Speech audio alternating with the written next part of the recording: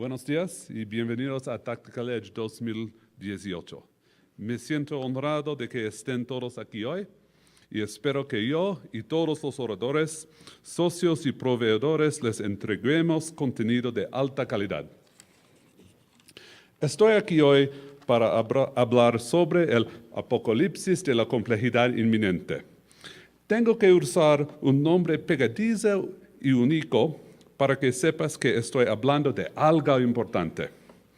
Además, si usa esas palabras más adelante, sabré que hice al menos un pequeño impacto. Pero, en lugar de hablar en un español fragmentado, una combinación de recuerdos de la infancia, Google Translate y cantar a lo largo despacito, dejaré que los profesionales traduzcan por nosotros. Risk. And the words that we use to describe how they manage risk are traditionally not very good ones. We say that humans are bad at risk management because we look around and we see evidence all around us that people do risky and dangerous things. And the challenge with this is that it leaves us with this unsettled feeling, like, how is it that humanity has gotten this far? If we're so bad at managing risk, you would think we'd have killed ourselves off by now, North Korea notwithstanding currently. So I have an antithesis. I believe that humans are fantastic at risk management because we are the dominant species on our planet. But the human fantasticness about risk management dates back to our ancestors. When you're sitting around the campfire and you see some rustling in the grasses and you don't know what that is, maybe it's a jaguar. And so you gather your children on the other side of the fire and you grab your spear because it's important at that point that you react appropriately to this input.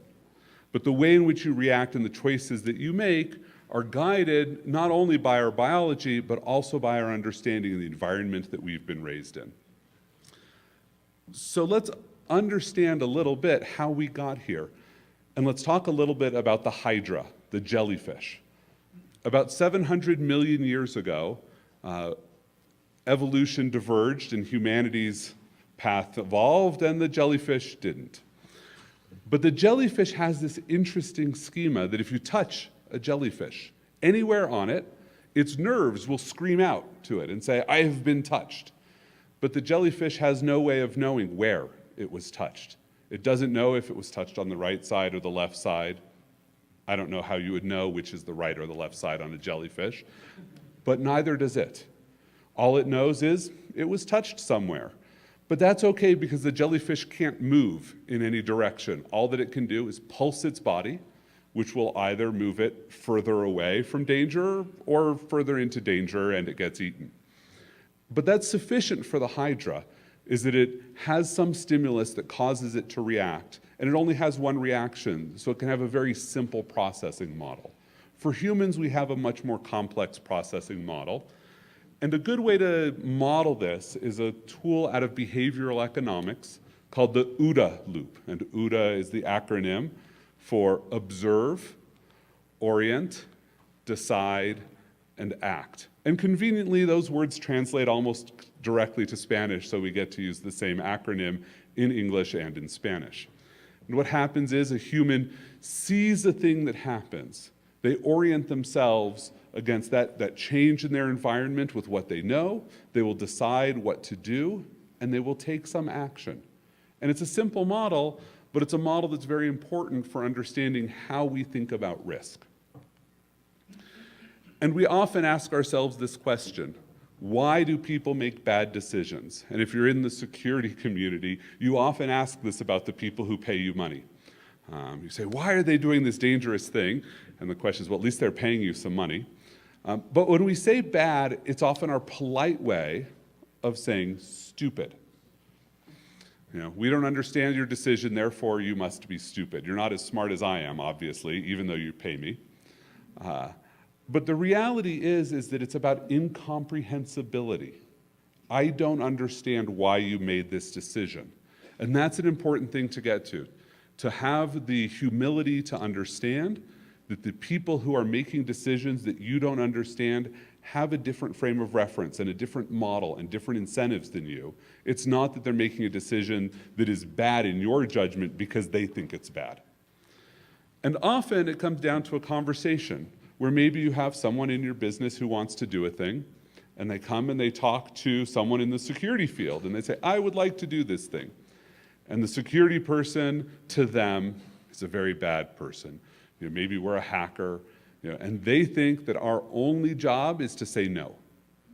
So they bring us something to do, and they've been working on this project, and we will tell them everything bad about it. It's like bringing your baby picture into work and your coworker saying, oh my God, look at that smile. So they don't like us very much. And on the flip side, the security person looks over at the business owner and says, what sort of dangerous thing are you doing? This could destroy the business. I would no longer get paid. That sounds bad. What's fascinating about this interaction is, do you know who sometimes takes the worst risks in doing their job for a business? Is the security team. That when they become the business owner, there is no check and balance on them. So they'll do all of the things that they tell everybody else not to do. It's known as modal bias. We often see this, that when you're a pedestrian, you're walking down the road and you want to cross the street, you think, oh my goodness, these drivers are all horrible, they want to kill me. Having spent the last couple of days as a tourist here in Bogota, I believe that's true. But then when that pedestrian gets into the car and they're driving, what do they say? Oh my goodness, look at these pedestrians, they're trying to kill themselves. They keep walking in front of me. Sure, there's a car in front of me, I can't go. But when it moves, I want to drive fast. And when you switch between these two, you change your whole frame of reference, and your decisions and your judgments about what makes a bad choice changes. Very important for us to understand. It's a part of our frame of reference. And so this is the power of models, that when you are orienting yourself to your environment, there's some stimulus, you're going to react to it. What plays into that is the context that you bring, the way in which you frame the conversation, the expectations that you have about the world. All of those will play in to how you'll orient yourself to a change in your environment. A fascinating one is some research done in the 1950s where researchers took 5 monkeys. And they put these 5 monkeys into a room with a table, and on the table they put a toy, a novel object, something the monkeys had never seen before. Monkeys are amazingly curious, much like humans, so they went to go interact with this toy. And the researchers took a fire hose and sprayed them down with water. Researchers are not always very nice, we should remember this. So the monkeys learned when a novel object was put on the table, don't interact with it because you'll be sprayed with water if you try. The researchers then removed a monkey from the room and brought in a new monkey and put a novel object on the table. Well, the new monkey saw the novel object, was curious, and headed for it. 4 monkeys tackled the 5th monkey, dragged it into a corner, and beat it because they didn't want to get hosed down with water. Take out another monkey from the room, replace it with a new monkey, and 4 monkeys take it into the corner and beat it. Repeat until no monkey has ever been sprayed with water, and they are still afraid of that object on the table. They have learned through history to be paranoid about this thing, even if they don't know why. We see this in security. How many people have password policies that require them to change their password every 90 days? Right? The reason that we require you to change your password every 90 days is because in the 80s, that was how long it took to crack a password. And yet we make people change their passwords. Either your password is breakable trivially because there's an online oracle that we can ask if a password is right or not, and it will tell us, or your password is basically pretty good because nobody can get at it. But we make you change it every 90 days. Historical paranoia. It's a context that we have, a simple model that is incorrect, but nonetheless guides our decisions around passwords. Another model we have is the prisoner's dilemma, a basic economic game that we love to teach in grad school in economics, in which we assume that we have 2 people, we will call them the prisoners, and we have caught them in commission of a crime. But we only have evidence that they have committed a lesser crime. Perhaps they have robbed a bank, we don't have the money, but we have the car that they stole. to drive away in. And so we take them and we put them into two separate rooms and we offer them a deal. And we say to the prisoners, we say, look, you can cooperate with your partner and stay silent, or you can cheat on your partner and tell us everything. And just to be fair, we're giving the exact same deal to your partner. We're telling them the exact same thing. Now, if you both cooperate, you're going to go to jail for 3 years. That's of negative value to you. But if you cooperate and you stay silent, but your partner cheats on you and they tell us everything, you're going to take the whole blame. You're going to jail for 10 years. Now, if you cheat on them and they don't, you're only going to jail for 1 year. We'll plea it down. Jail's great. But we'll be honest, if you both cheat, you're both going to jail for 5 years. And now we offer the same deal, so it's in reverse to your opponent. And now you'll notice here that no matter what your partner does, you're always better off if you cheat.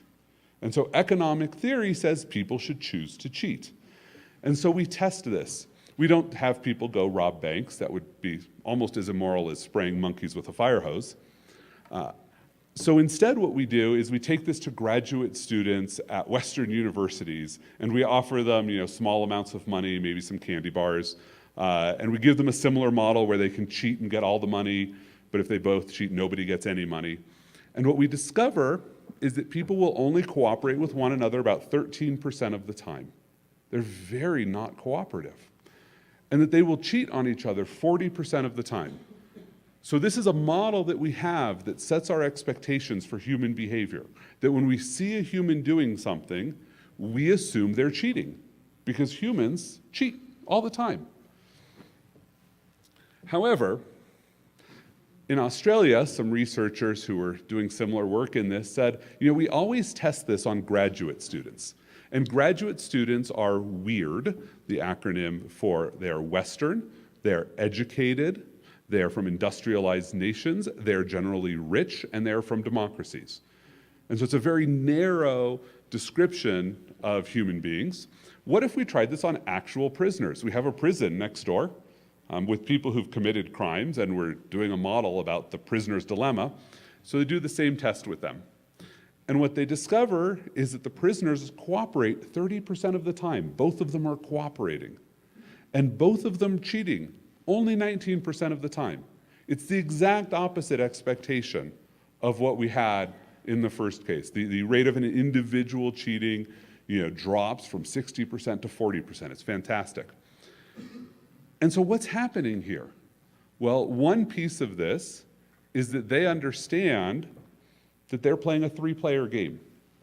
They're trying to deprive the person running the game of as much value as possible. Also, they recognize that cheating in a small population, in a small community, is dangerous. Right? If you're known as the person who can't be trusted inside a prison, maybe that's not a good outcome for you in the long run. And so they recognize that within small communities, you have a different expectation. But it's fascinating because when we think about behavioral economics and how humans think about risk, the model we use as grad students, when a much more appropriate model for most of us is criminals. Certainly, I guess, in business. So that's how our models operate. So the problems we can have with our models is when we see something happen, it can confirm beliefs we already have about the world, and so we don't always change our models when we should. Or we tell ourselves a story where we say, oh, I expected that outcome, even if we had predicted it, or projected in the future, we would not have chosen that outcome. So we have to be careful about ways that we are reluctant to change our models in the face of new evidence, and that sometimes our models are wrong. They're about a simple system when the world is very complex. Now then we have to decide what to do in the face of some change in what our model tells us we should do, and what feeds into our decision matrix are the risks of making that choice. And what goes into that risk is the cost of making a choice, the fears we have, the downsides of an outcome, as well as the expected outcomes. What positive change can we get? And all of this has to go into how we choose to respond to a given risk. But the personal context matters. It's very important how you would respond. Imagine, so for everybody in this room, that I give you the opportunity to exactly once play a small game for a small amount of money.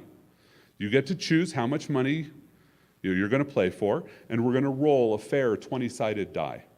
And if you guessed the number correctly, you get back your original bet plus 20 times what you bet. If it comes up incorrectly, I get to keep your money. So if we do the math, this says that your expected outcome is to gain 5%. It's a good bet, right? Now I'd like everybody to put up their hands, so I know you're listening. Raise one hand. And when you would answer no to the question that's about to show up, put your hand down. So everybody put up your hands, and you'll see questions appear.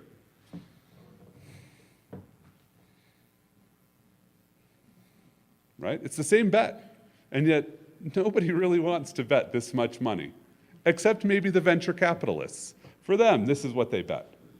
But this context matters. From a mathematical perspective, you should always say yes or no. But the reality is, it's a bet. So you're only going to gamble something that you're willing to give up, right? So the amount that you value a choice is inherent in what you're going to give up to get it.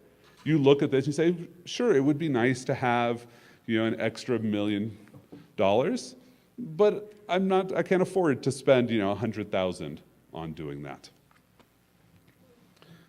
Then there's also what's known as the Peltzman effect, or risk compensation. It is named after Sam Peltzman, a professor at the University of Chicago. And it's about how we balance risk in our life. And what Sam Peltzman says is that humans have a specific amount of risk that they will tolerate in their life. And that if you take some away, they'll take more. But more importantly, if you give them risk, something happens that their risk perception increases, they will react to reduce their risk. And we see this all the time. When a company suffers a breach, they spend more money reducing it. If you hear about crime in your neighborhood, maybe you'll change your behaviors. And this continues, and you always want to come back to this same set point. Now, Sam Peltzman gained notoriety in the 1980s because the United States was debating a national seatbelt law, whether everybody should be required to wear a seatbelt in a car. And Sam said, well, if you make people wear seatbelts, they will drive faster and more dangerously because they will feel safer. Right? And as cars get safer, the people will drive more dangerously and they will kill more pedestrians. And in fact, we have 40 years of data in the United States that shows that being a driver is becoming much safer. Being a passenger in a car is becoming a little safer. Being a pedestrian has not become safer at all. And being a motorcyclist has become deadly because the drivers around you are so dangerous. Sam Peltzman said there is one safety control that you could put into a car that would make the drivers safe for everybody else around them. I certainly would not be driving very fast with one of these on my steering wheel. Right? But it helps understand that how we adapt to risk, and it's not always a direct adaptation. Sometimes we'll accept risk in a different place than where we're gaining risk. And our risk changes over time, and what's interesting is that it doesn't always change, our perception doesn't change in harmony with how our risk really changes. So if we imagine that our risk is somewhere on this axis between actual and perceived risk, sometimes the world gets more dangerous and we don't know it. We're just ignorant of the threats around us. Other times, there is some vulnerability that happens and we understand it. This is very rare. Most people don't have a perfect understanding of risks, but that's okay, because an approximation is all that we really need to make careful choices. And then sometimes we hear about fear, uncertainty, and doubt. And unfortunately, the Spanish translation doesn't have the same acronym, so we have miedo, incertidumbre, and duda, so I get MID, which doesn't sound as good as FUD, potentially. And then we get stealth improvements, when things happen and we're blind to them, mejoras ocultas. Other times, we just reduce our risk in a way that we understand. We take some precaution, we install new locks, we make sure our systems are currently patched. And then we often engage in security theater. Where we do things because they make us look good, they make us feel safer, but when we look carefully, we don't actually get any safer. But what's interesting is these two groups, some are at increasing risk and some are at decreasing risk, but there's an axis we haven't looked at across the middle. And so one of these is this sort of blind compliance, this when you're strictly compliant without really thinking through it. And a great example I have of this was I was in Britain, and I went into the bathroom in my hotel, and there's this sign in the bathroom stall that says, for your comfort and safety before showering, please ensure the bath mat is securely in place. I love the word securely there. And the shower curtain is inside the bath. And I read this sign, and I can tell myself a story about this hotel chain, that somebody slipped and fell in the bathtub, that person sued the hotel. We've all seen these frivolous lawsuits. And the hotel said, well, to be safe next time, let's put these signs up that tell people how to be safe, and therefore it's not our fault if the person slips and falls in the bathroom. Makes perfect sense. Do you know what wasn't in that bathroom? A bath mat. Or a shower curtain. It was one of the European half shower stalls where it's glass for half of it and then wide open. There's just water all over the bathroom. And so I'm looking at this and I'm like, this is a hotel that went from being potentially negligent, where there was some risk that they should have known about, to being reckless. They know about the risk, they have advertised the risk, and yet they still didn't do the things that they should have done. Now, while they believe that they are safer from a legal liability perspective, they're actually less safe. They have taken an action that they believe reduces their risk that has instead increased their risk. This is the danger that we worry most about, is people making risk choices that do the opposite of what they expect. Now, I told this anecdote for a couple of years before somebody who worked for me looked at me and he said, yes, but I bet you have never been safer in a shower in your life. And he was right. I was so afraid of that shower that I had one hand braced against the wall the whole time. It's very challenging to clean your body with never letting go of the wall. I took an extra towel and I just put it down inside the bathtub. I'm like, well, if it's slippery, I'll stand on a towel. So because I was truly aware of a risk here, even a risk that I always had, but I had consciously thought about it for a moment, I reduced my risk while believing that I had increased my risk. This is actually also very dangerous, but in the short term, it's actually very helpful. Right? It gives us this opportunity to reduce risk without that reduced risk leading to more risk somewhere else. So it's a great way to correct for blind compliance in a lot of ways. So that's how we decide. And now the dangers here is that sometimes we don't understand our costs. So when we take an action, maybe somebody else bears the cost for the choice we make. Security theater often fits into that. When I look at how much time people spend in airports in the United States for our security system, compared to how little they might spend elsewhere. The last time I left Colombia, somebody actually took apart my bag and looked at everything in it. I actually felt like they had done their job. I fly through the US and my bag goes through a scanner and I get to the other side and discover I have like 5 prohibited items that they had missed. And other times the returns on actions we take, the benefits that we get out of them, are too complex for us to understand. So we can make dangerous decisions and dangerous choices because we don't actually understand the values here, even at an approximation. So we have to be careful there. And I skipped over observe, and I want to come back to that, because observation is about the attention that we spend on the world. Most of us do not observe the world on a regular basis. We go through life not actually seeing what is around us. And that's okay. That's part of how we evolved and part of how our biology operates. We have certain things that we look for, things that are new, things that are near to us, things that have some urgency because they happened very recently. And so what happens is there's all of these inputs coming in from the world, and we're going to filter some of them out. So the first things that we filter out before they get to our sort of conscious cognition are a category of things often called cognitive blindness. Now, some of that is actually built into our cortex.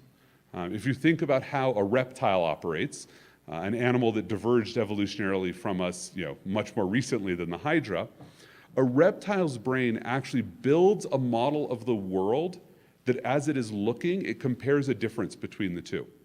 So as it is looking, it doesn't see a tree, it sees that something hasn't moved. And so that's why reptile predators especially track movement, because it is a change in the world. Their brain never sees the things that aren't moving, they see the things that do move. It draws attention. We are often the same way. We don't think about the things that we already expected. How many people were actually thinking before this sentence about the feel of the chair underneath them? But having said that, you're all aware of that. Your attention is now momentarily on that stimulus that your body is sending you, but most of the time you drop it out. When you walk down the street, you ignore most pedestrians as long as they're not running at the cars, because it's a thing that you expect. And so we ignore so much of what is happening in the world, doesn't even come to our brains because we ignore the things that we expect. Attention is also very precious. So we bias for things that happened recently.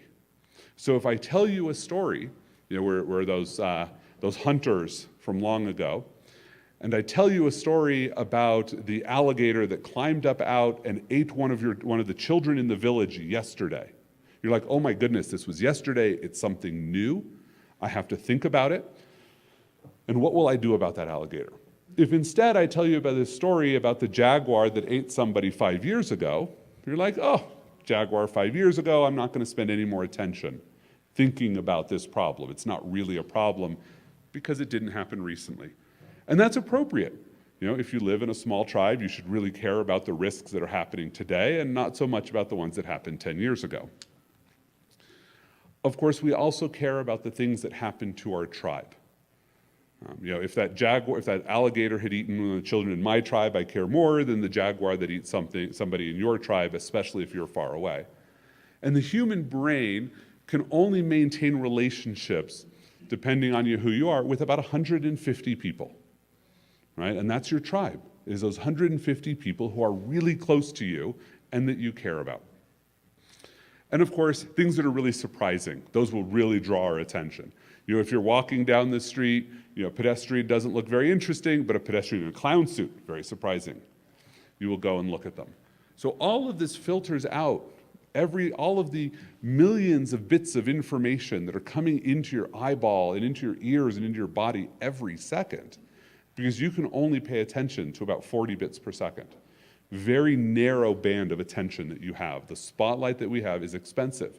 And most importantly, we have evolved to not use it as much as possible, because it is the most expensive thing our body does is pay attention in terms of how many calories you're spending and how much work your brain does. So your brain does not want to pay attention to anything if it can get away with it. Hopefully you're all paying attention here, but we'll see. So all that feeds into attention. And now what's interesting is distributed social networks have changed what we think about our tribe. 40 years ago, if I said, who do you know? You'd be like, oh yeah, I can count all the people that I know that are my friends and my family and my coworkers, and it's 150 people. And now you pull up Facebook and it's 4,000, and you pull up LinkedIn and it's another 10,000. And what happens is the social networks let you create this virtual affinity with someone. Maybe you went to school with them 20 years ago and you've never talked to them since then.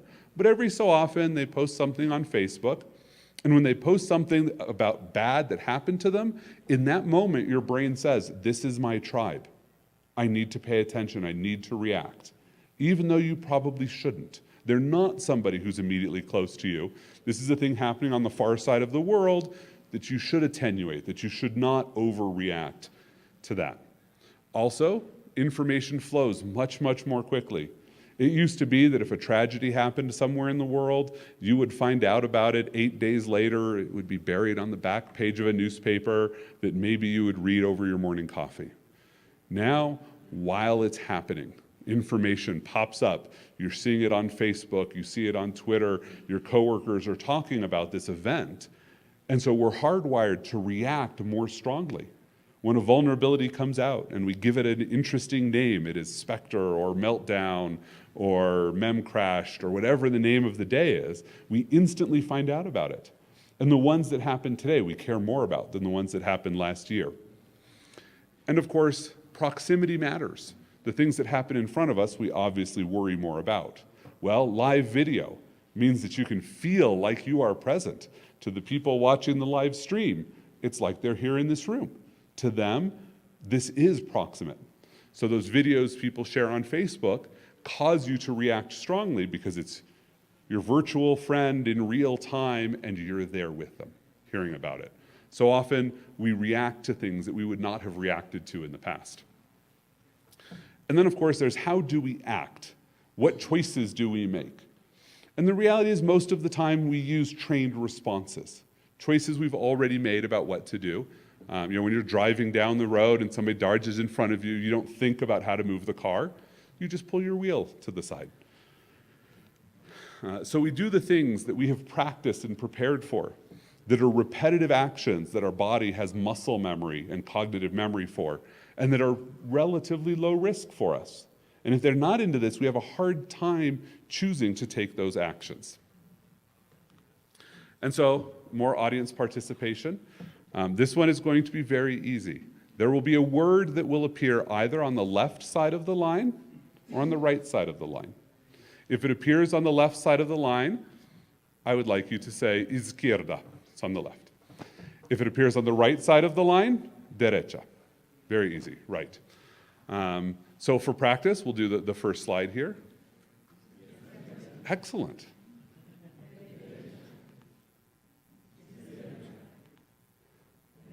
This is where everybody starts laughing at how easy this is.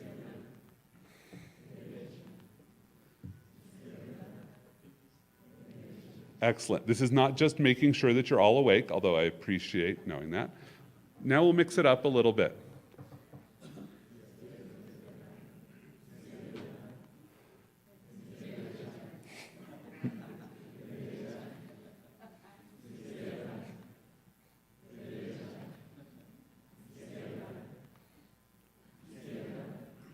What happened there?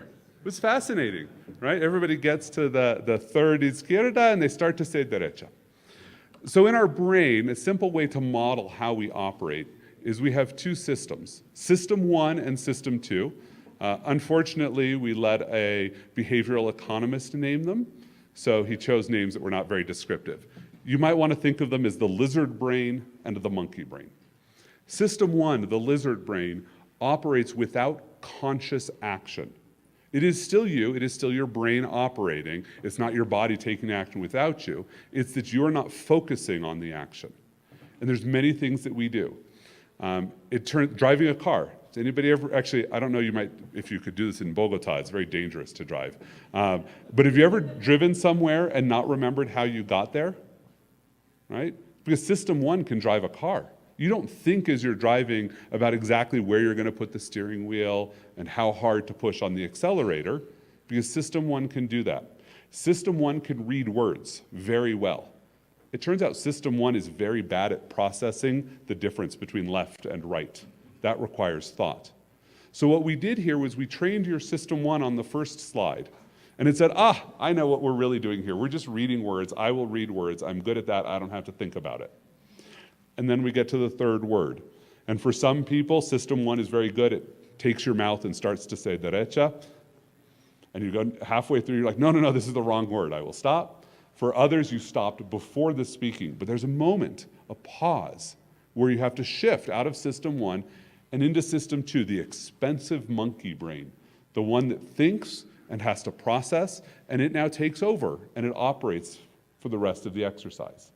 But most of our actions that we will take in response to new stimuli are system 1. Very few of them are system 2. So you can see how you had a trained response, a quickly trained one, that was the wrong trained response for this activity. So as we think about how we act, we repurpose responses. We also have a thing called the Dunning-Kruger effect. This is where you believe you have more expertise than you really have. So sometimes we will take these actions, even when they aren't necessarily appropriate, and not because we know they're not appropriate, but because we think we know better. And so that's a challenge that people have when we act. So on a synthesis, humans are, in certain situations, awesome at risk management. Unfortunately, those situations are not the situations that we're in today. Many years ago, Ford had a car called the Pinto. And the Pinto had a small design problem that you can explain very simply to anyone. They put the gas tank at the back of the car. So if you were in an accident and somebody rear-ended you, the gas tank was cracked, it would leak gas, probably you had a spark, now you had a fire. Very simple system. I can tell you that and you will say, I will not drive a Ford Pinto. And in fact, Ford end of life, that whole product line. They could no longer even make a safe car with that name because it had been tainted. In that situation, generally every human did a very good job of risk management. But if we fast forward and talk about the Jeep Cherokee, the one that some hackers demonstrated that you could take control of at 70 miles an hour while it's driving down the highway, people looked at that and said, well, what went wrong? And there's not a simple answer, right? This is not a system that a normal human can look at and judge Jeep and say, Jeep made a bad choice. Here's how they should change that choice in the future, and here's how I should react. Because the answer is Jeep has an entertainment system, like most of our cars do. And they had a navigation system, like many cars do. And that, frankly, the Jeep and most cars are no longer cars. They're networks of computers that drive themselves around the city. That when you turn the steering wheel, it's not a wire that is pulling the tires to the left or to the right. It is instead a signal to a computer that uses the network in the car to signal to the wheels that they should move. And then when you combine those things, plus the ability for over-the-air updates into the car, you have a problem with a system where every component does what it's supposed to do, and yet somebody can compromise your car and potentially kill you. This is a situation that human evolution does not prepare us for. We don't know how to react to it because the system is too complicated. So we say things like, well, I don't drive a Jeep, so it's okay. We'll rely on them to solve that problem. And so this is a place we have to be careful of because we are in the end of the right situation. So the right situation for humans, based on all of these things, we observe that which is new to us, is we're fantastic at. And yet now we make more and more unsafe choices, right? These choices that we don't necessarily understand and that we can't necessarily even communicate to one another because we use language that we don't even understand. There's an anecdote in the US military. The Secretary of Defense, who sits over all branches of the military, the Army, the Navy, the Marines, and the Air Force. They said to him, what is the hardest part of your job? And he said, I have all of these people that work for me that will do whatever I tell them to do all over the world, and they don't use language the same way. If I tell them, secure the building, secure, seems like a simple word, right? We all understand what secure means. If I tell that to the United States Marine Corps, who specialize in killing people, secure the building means they will blow up the building. They'll kill everyone inside, because that's how they secure buildings.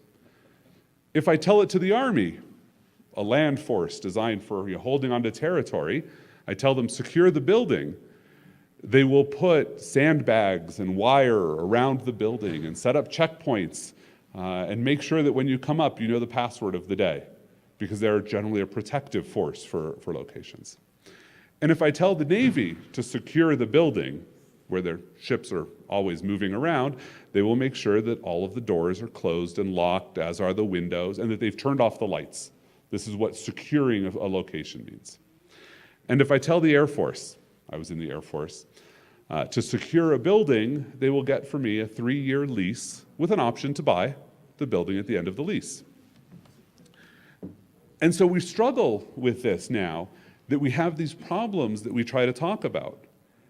And these problems are different than they used to be. They're more complicated. We don't ignore the problems we used to. And that sounds very strange when I talk about ignoring problems. But what makes humans fantastic is we do ignore problems. We ignore the problems that don't matter. Except now we can't ignore any problems. All problems matter to us. We don't have any way to differentiate between the problems that do matter and the ones that don't matter. And we didn't always get it right. There were a lot of problems that we ignored that maybe we shouldn't have. But in general, those were the costs that we paid to advance to where we are. And now, we don't ignore problems at all. Every vulnerability that comes out gets its own name, and we all have to scurry around. I have to send email every time somebody names a vulnerability. I have to write a descriptive note to send to my CEO and my board to make sure that when somebody else tells them about the vulnerability, I can say, yes, this one doesn't apply to us. It's not actually very interesting. But those are scarce resources that they're spending asking questions about something that 5 to 10 years ago they wouldn't have asked about. And that the models that we have to talk about these problems are no longer the right models.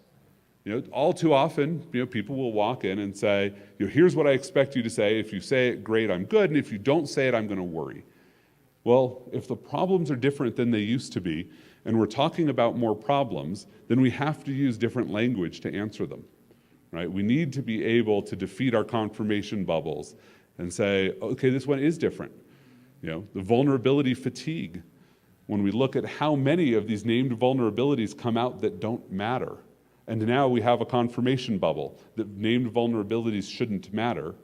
And when the one comes up that does matter, breaking out of this cycle to say, this one does matter to me. And that to understand our costs and to understand how risk truly matters to us. Whereas it used to be that we had a good understanding of, well, if I do this, I might lose my job. Now, if I do this thing, will I lose my job? Will my company go out of business?